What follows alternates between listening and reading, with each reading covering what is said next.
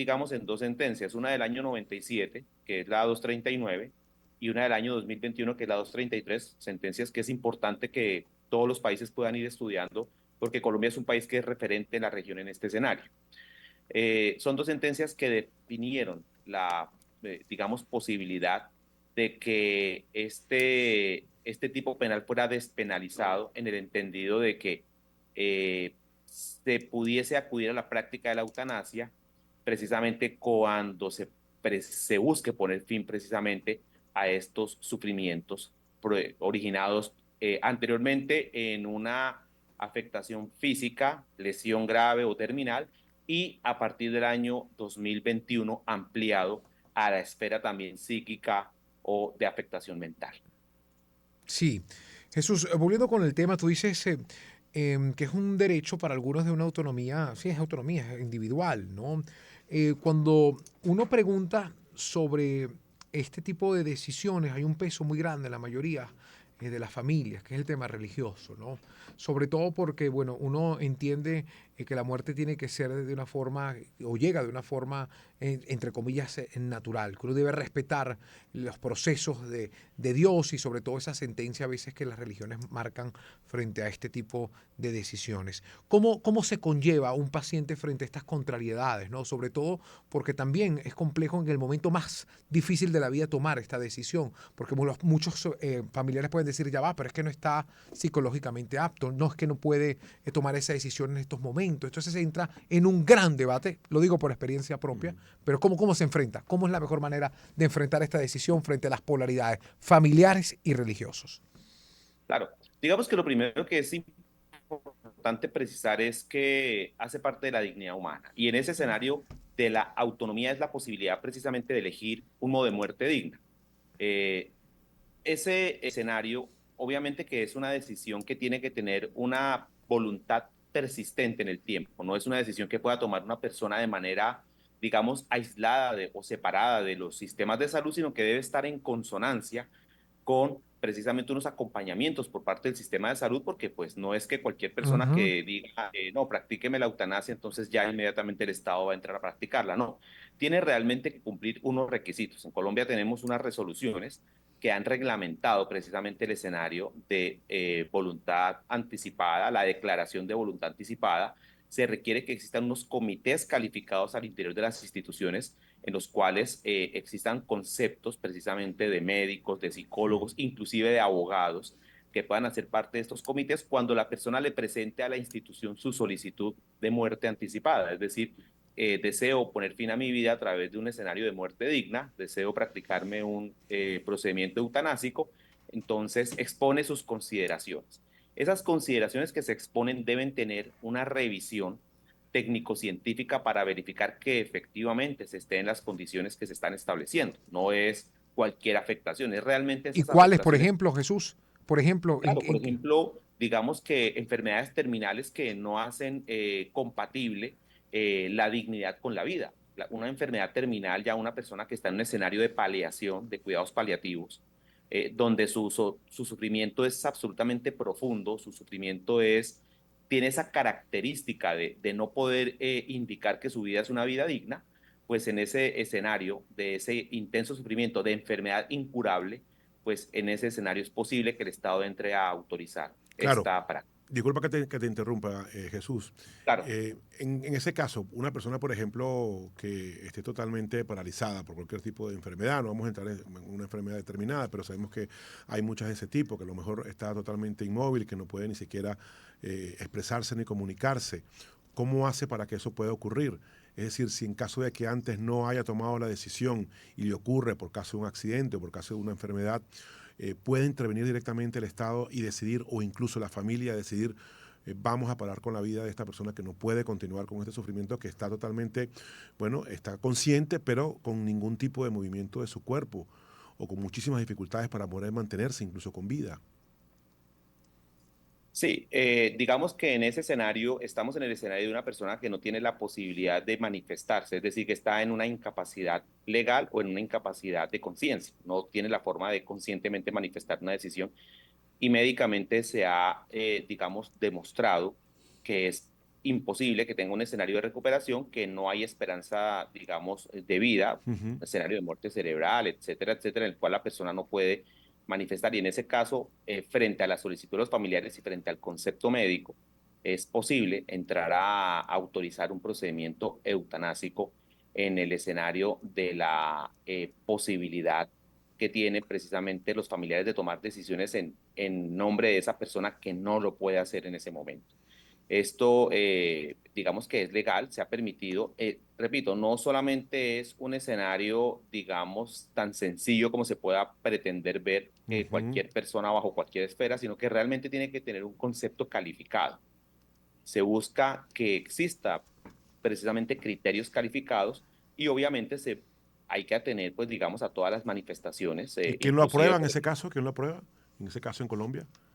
en este caso, en Colombia, la institución Ujú. encargada de realizar el procedimiento eutanásico es la institución en salud, la institución prestadora de servicios en salud, la clínica donde se encuentra el paciente Ujú. recluido mediante un procedimiento, insisto, que es un procedimiento arreglado de voluntad anticipada. También lo puede hacer un juez de la República.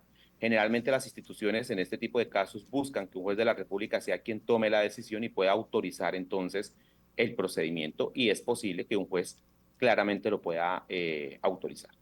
Sí, yo tengo un caso muy cercano de una persona que quería practicarse la eutanasia, pero bueno, en nuestros países, como vemos, no es legal y tuvo que buscar su segunda nacionalidad para viajar y poder acceder, ¿no? Creo que es una realidad o una opción de quienes pueden entender, comprender que esta es una decisión muy personal. Otros que además genera muchos estragos, y aquí voy, lo califican como un suicidio asistido. Y este término también se ha generado mucho debate. ¿Cuál es la interpretación, Jesús, sobre estos términos que también hacen que uno le tenga como cierto estigma, sí, no procese con mayor profundidad estos tipos de decisiones?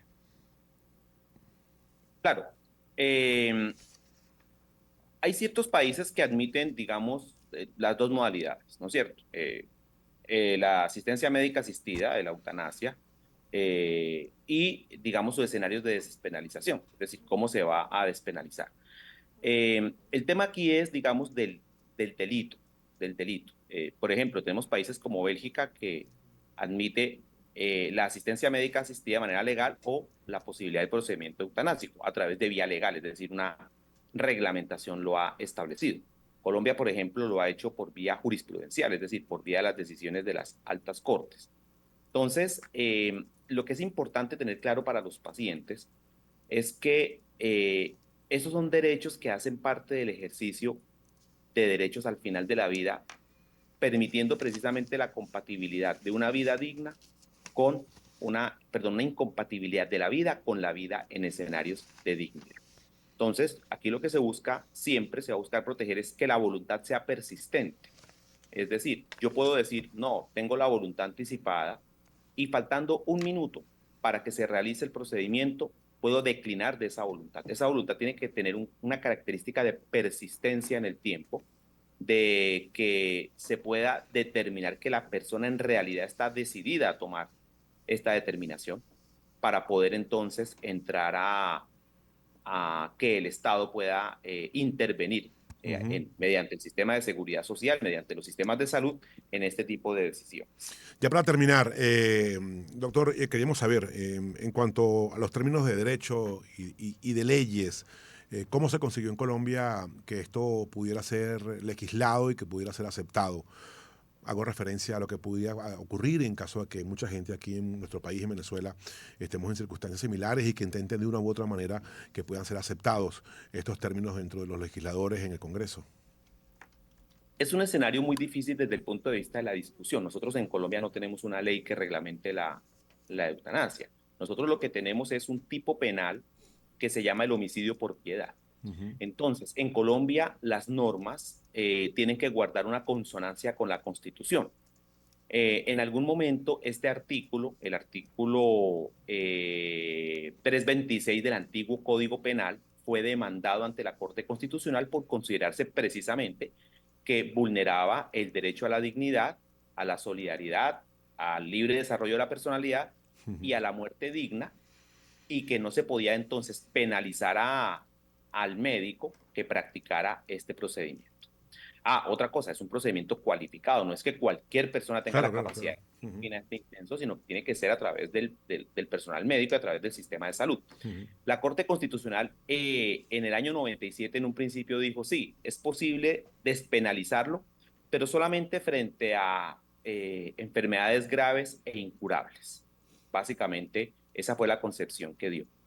Esta decisión es replanteada por la Corte en el año 2021 y en el año 2021 lo que se, digamos, argumenta es que ya no solamente va a ser frente a esas, digamos, decisiones o esos escenarios de donde exista ese sufrimiento físico, Ujú. sino que lo extiende al plano psíquico, es decir, al plano físico, al plano psicológico, al plano mental, a la incompatibilidad de la vida, con escenarios que la persona definitivamente tenga un intenso sufrimiento, dolor en el escenario ya, digamos, psíquico. Nosotros, pues en Colombia tenemos ya varias personas que han accedido a los procedimientos eutanásicos, menos de 100, desde que se reglamentó esta práctica y todas básicamente han estado dentro del ejercicio del derecho a la dignidad. Entonces, ese es, digamos, es un tema muy controversial. Entiendo perfectamente que no es un tema sencillo de entender, es un Uf. tema que en Colombia genera resistencia. Aquí en Sí, Colombia hay una fundación que es el Derecho a Morir Dignamente, que precisamente es la que ha estado como velando porque este derecho se reconozca. Muchos países lo han venido reconociendo, otros países se han negado rotundamente. De hecho, Colombia y Cuba son los únicos países que de alguna manera han permitido que esta legislación tenga unos alcances diferentes. En América Latina ningún otro país lo ha contemplado dentro de su legislación, ni sus cortes lo han contemplado dentro de eso, precisamente por la complejidad que indica que el Estado tenga la capacidad de intervenir en un tema tan complejo como este. Aquí han sido casos muy emblemáticos que han llevado a tomar estas decisiones donde realmente se ha podido comprobar que las personas definitivamente no tienen una compatibilidad con vida digna Ujú. y el Estado considera que es legalmente aceptable y que es justificable poner fin a esa vida en ese escenario de sufrimiento.